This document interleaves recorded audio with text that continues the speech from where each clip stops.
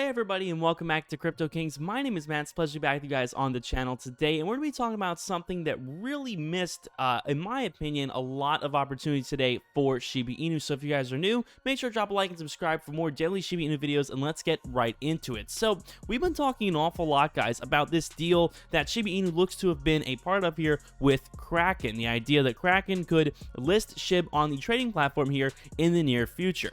And Kraken teased this yesterday over on their Twitter. They said, when SHIB, not how SHIB, kind of getting into a meme about it. And what's amazing is that even with this tease yesterday, which you guys can see over on the screen, obviously talking to the SHIB army, yada yada, they said if it gets 2,000 likes, we will list SHIB tomorrow, but he doesn't think we could do it. It gets 68,000 likes, which is literally insane, yet it's not listed.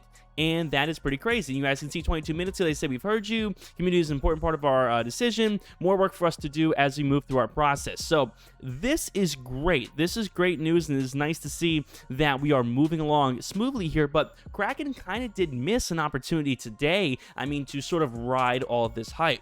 So it seems as if they had the will to do this tomorrow here, or the second today.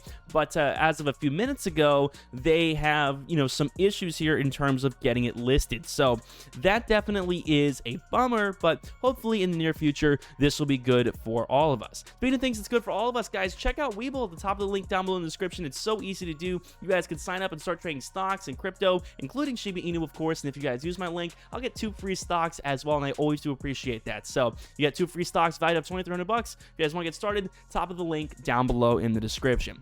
So when it comes down to it today, guys, SHIB is having, again, kind of a mild period of consolidation here, slightly down here around 4.5%, which really is not very tragic.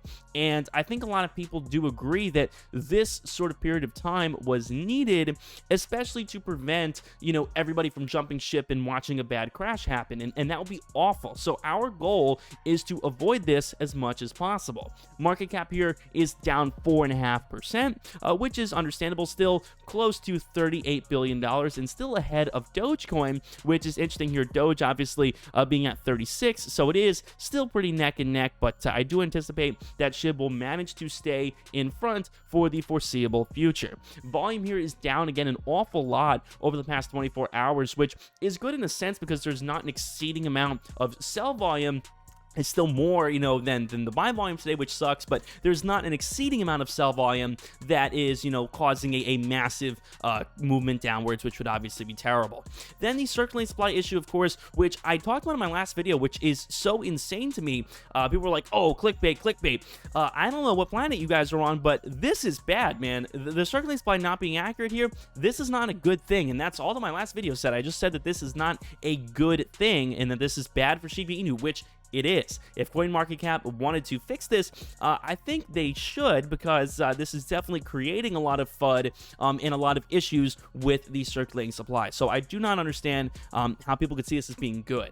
When we check the graph, of course, guys, on the day, it looks as if SHIB is still kind of following the plan, really, with a sort of hard line of support right at around 60. It hasn't really creeped downwards to retest this in a little while, but since really this major surge on the 27th, you guys can see it has a few times here gotten close to touching, of course, the line of support at 60 that I arbitrarily set, but does look to be correct. So I always do like to watch those predictions come true. Now, you could make, again, a more aggressive estimate if you wanted to, and said that for the foreseeable future here, we are going to see line of support somewhere in the high 60s with a top, of course, somewhere in the low 70s. And that is very possible, and this could continue to happen.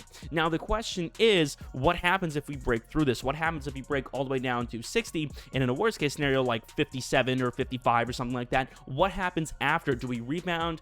Does it continue to go down? That is, sort of the challenge that we face here, is not knowing exactly what the community reaction would be to some kind of significant downturn like this.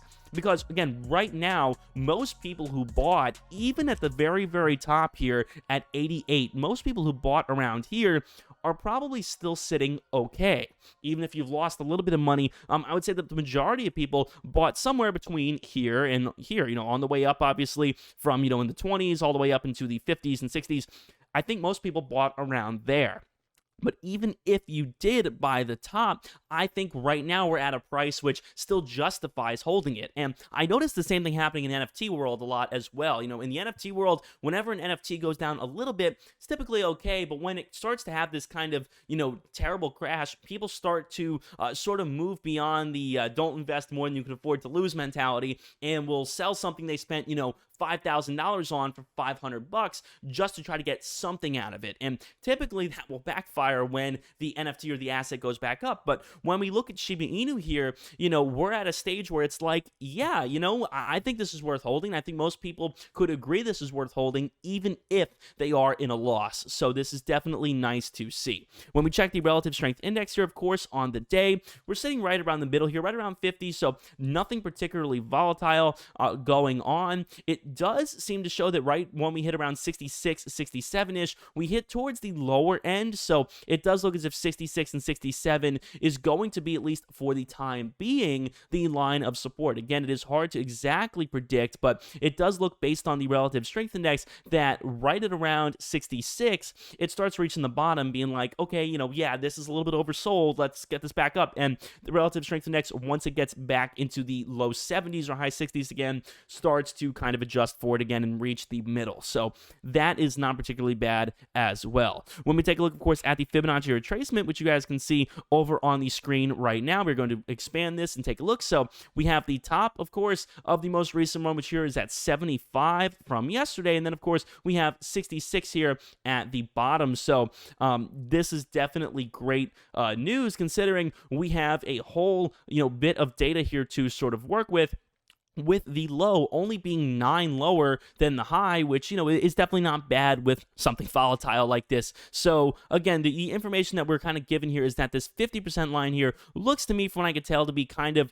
a contested spot. Again, you guys can see it falls through here a little bit yesterday, and it kind of, falls down to the 23.6% line, which, we retest and head back up to the 50% line into the low 70s. Then today we fall through this 23.6% line, bails on us, heads to the bottom here around 66, but it looks as if it did have kind of a quick snapback, and once again I feel like we're gearing up to retest this 50 line. So if I were to guess over the next few hours or whatnot, I would see something like this, and then this 50% line will determine whether or not it's able to break up or if it is able to break down. So that is my personal estimate when looking at the Fibonacci retracement here. Of course, when we check the MACD, which you guys can see over on the screen, it's giving us a little bit of a sell, nothing overwhelmingly bad, but definitely giving us kind of a light sell here. Of course, TradingView is saying buy on the day, but that's definitely not that accurate in comparison to some of these indicators. So you can do with that information what you wish. So with that being said, guys, thank you all so much for watching. I hope you guys have enjoyed. Make sure to drop a like and subscribe for more daily SHIB vids. With that being said, guys, my name is Matt.